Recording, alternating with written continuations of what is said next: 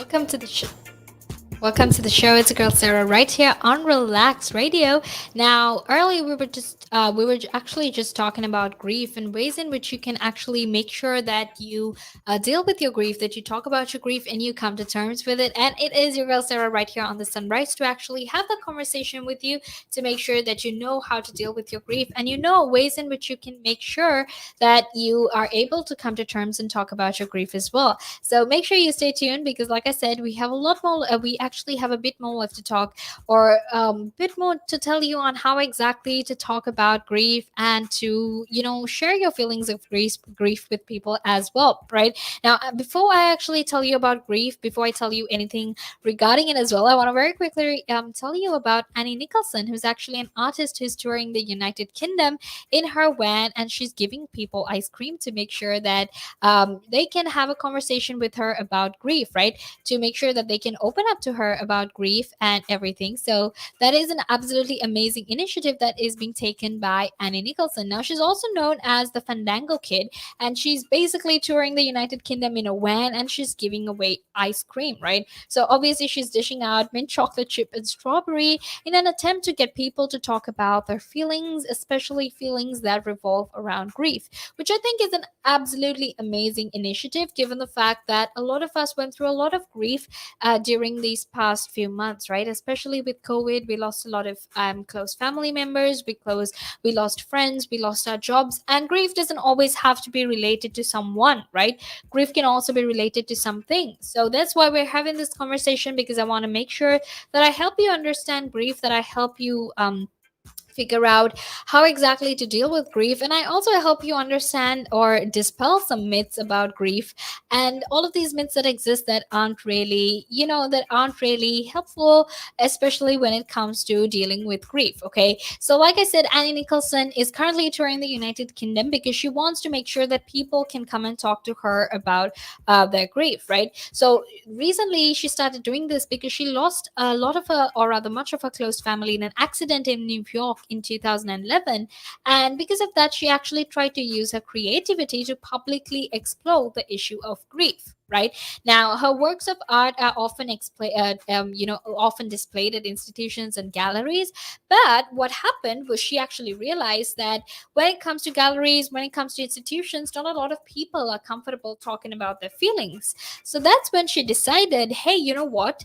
I'm actually going to get my van. I'm going to travel all over the world and I'm going to give people free ice cream so that they will be open to talking about their grief, right? And I can't think of a better way to do that, because obviously you would much rather talk to someone in their van about with while eating ice cream about your grief than just heading on to a gallery and talking about it, right? Because that's what I would do as well. And ice cream is absolutely amazing when you want to open up and talk about your feelings. So that's why she is doing this, right? So obviously, having said that, that's why she's traveling the United Kingdom, because she wants to make sure that people are actually open, and people want to come and talk about their feelings with her, because it's going to help them explore, collectively explore, if I might add, this whole issue of grief. Now I want to actually have a little conversation about the myths, rather, and the truths that are there with regard to grief. So let's talk about it right now. Okay, now when it comes to myths and facts about grief and grieving, a big myth that exists is that the pain will go away faster if you ignore it, which is absolutely terrible, right? And it makes me so sad, because look, when you keep promoting this idea of pain going away fast if you ignore your grief, that just means that not a lot of people are going to be comfortable opening up about their feelings and talking about their grief, right? And especially because we live in this time that is so that that is so that makes it so hard for people to open up about their feelings. It's more important than ever before to make sure that you talk about your feelings, that you don't ignore your pain, and you actually accept it and tell yourself it's okay to feel all of these negative things, right? So it's necessary for you to actually come to terms with your pain and accept your pain, because it will, if you don't accept it and if you don't talk about it, it will only make it hard for you in the long run. And another myth that exists is it's important to be strong in the face of loss. Nope. The fact regarding that is feeling sad, frightened, or even lonely is in fact a normal reaction to loss.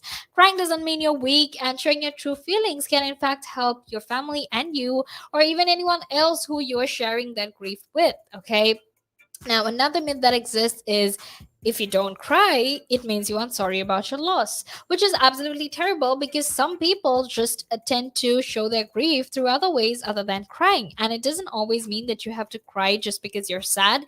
Other people have different ways of expressing their grief, right?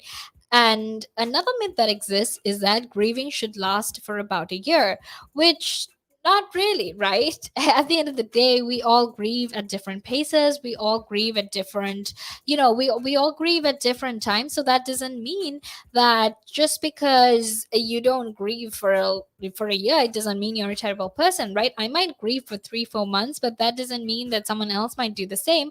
They might just grieve for a week and they'll be okay with it. But the truth is, we all grieve at different paces. We all grieve at different rates. But that doesn't mean that someone else is better than you just because they took more time to grieve, right? And make sure you stay tuned because right now we're going to head into a small break, and after that we will be back to keep talking about it. But until then, make sure you stay tuned.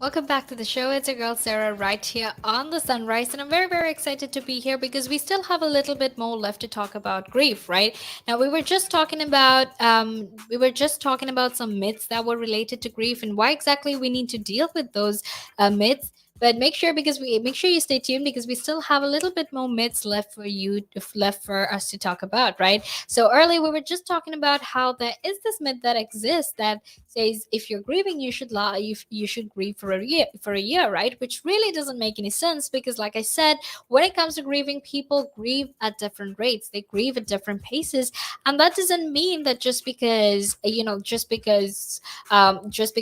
and that other person is different, it doesn't mean that you're any that you're not as good as they are, or you're any less better just because you took less time to grieve, right? And there is this whole myth that exists where it says if you take longer time to grieve, you actually care about that person. But if you take a short time to grieve, that you didn't really care about that person, which really doesn't make sense, because as human beings we have different levels, we have different ways of dealing with grief, right?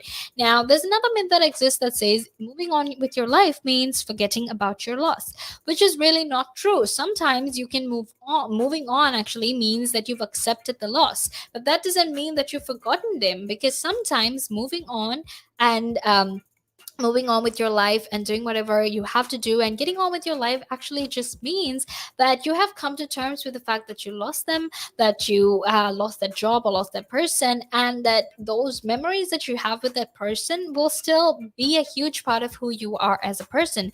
It doesn't mean that you're any yeah, it doesn't mean that you're not doesn't mean that you're a bad person, or it doesn't mean that you're not a good person simply because you moved on and you're much better, right? Obviously we can't always be sad and we can't always be depressed for the rest of our lives, right? Now I want to very quickly tell you about the few stages of grief as well before we actually talk about ways in which you can deal with grief. So this was actually formulated, or this was actually found by Elizabeth Kubler-Ross all the way back in 1969, right? And there are 5 stages of grief, and stage number 1 is in fact denial, right? When you're in denial and you're thinking, this can't be happening to me, I don't deserve to go through this. Anger is stage 2, and this is when you're angry and you're thinking, why is this happening to me? Why not someone else? Why am I the one who has to go through these feelings? And then we have bargaining, where we basically say, you know what, if you don't make this happen, if you take this back, then I will do this in return for it, right? You basically give what I want and I will give what you want. That's what bargaining is. And then we have depression, where you're too sad to do anything and you don't even feel like getting off your bed. You don't feel like doing any of the things that you used to do, right? And you're depressed and you don't want to make that change. And then finally we have acceptance, where you say, look, you know what, I'm at peace with what happened. I am okay. I'm moving on. I'm going to get on with my life, which is what we should do as human beings, right? Now, when we're discussing this, we also need to talk about how exactly we're going to be dealing with the grieving process. Now, when it comes to grief, that is a completely normal human emotion that we go through, right? We go through these emotions. It's very normal and it's a part of life. And it's not just you or me that goes through grief. Everyone goes through grief as well. So, the number one thing that you should do is, in fact, to acknowledge your pain and accept that grief can actually trigger many different and unexpected emotions. You can be sad, and because of that it might trigger a lot of unexpected and different emotions, and that's completely okay. And you also need to understand that when you grieve, it's very unique to you. The way you grieve and the way someone else grieves is in fact very very different. So you need to make sure that when you're grieving, that you don't compare your grieving process to other people, because you need to make sure that you grieve the same way. I mean, that you grieve, you can grieve differently than they do. And it's also completely fine to seek out face to face support from the people who care about you. You can ask your friends or your family for help, and they will help you because they care about you. And don't forget to support yourself emotionally by actually taking care of yourself physically, okay? If you are someone who, if you're someone who if you're someone who is going through a lot of grief, make sure to take care of yourself physically, right? Because there is in fact a link, there is in fact a connection between your physical health and your emotional health, right? If you take care of yourself emotionally, then you can take care of yourself, or rather, if you take care of yourself physically, you can take care of yourself emotionally.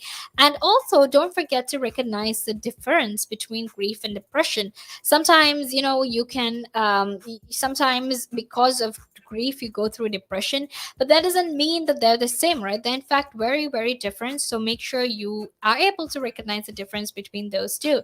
Thank you for being a part of my show, and it's time for me to actually head out of here, make way for Jamie on the chat trap. So until then, make sure you stay tuned all the way until make sure you stay tuned until Jamie comes, because she still has a lot more left to tell you. And don't forget to have an amazing day and an amazing week, okay? But it's time for me to actually head out of here. So I hope you have an absolutely amazing day.